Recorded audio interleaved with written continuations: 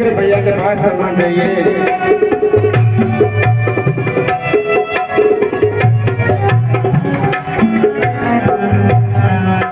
करता हूँ भैया को प्रणाम। हे भाई कल्याण हो तुम्हारा। हे भैया तुम यहाँ पर क्यों आए हो? मैंने तो तुम्हें आश्रम में रहकर जानकी की और स्वयं की सुरक्षा करने का आदेश दिया था भाई। हे भैया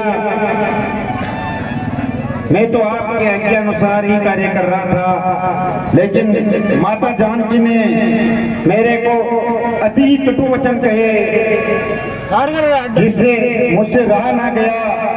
और जो आवाज आई थी आपकी कि भैया लक्ष्मण मेरे प्राण संकट में है, मेरी सहायता कीजिए, उस बात को माता जानकी ने सुना और मुझे बार बार कहकर विवश कर दिया।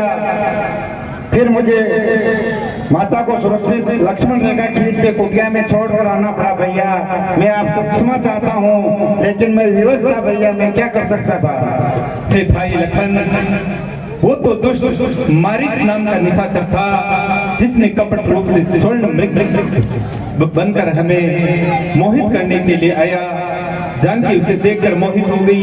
हम उसके पीछे दौड़े दौड़े आ गए और उसी ने हमारी आवाज में करुण पुकार लगाई, जिसको सुनकर जानकी और तुम भ्रमित हो गए। हे भाई, हाँ हाँ भैया, ये वही मारीच नाम का निशाचर था जिसको हमने गुरुदेव विश्वामित्र जी की यज्ञ रक्षा के समय बिना फर का बाण मार के 7 योजन पार फेंका था। हाँ हाँ भैया, वो तो समुद्र के उस पार लंका में जा गिरा था। हे भाई, किंतु मेरा हृदय अधिक घबरा रहा है। मुझे ऐसा लग रहा है कि कहीं अनहोनी न हो जाए। मुझे जल्दी से चलते हैं, आश्रम में ढूंढते हैं जानकी को कहीं। चलिए चलिए भैया।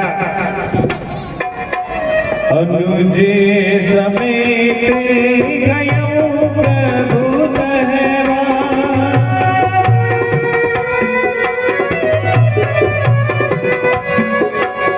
गोदावरी तनया सुनवा।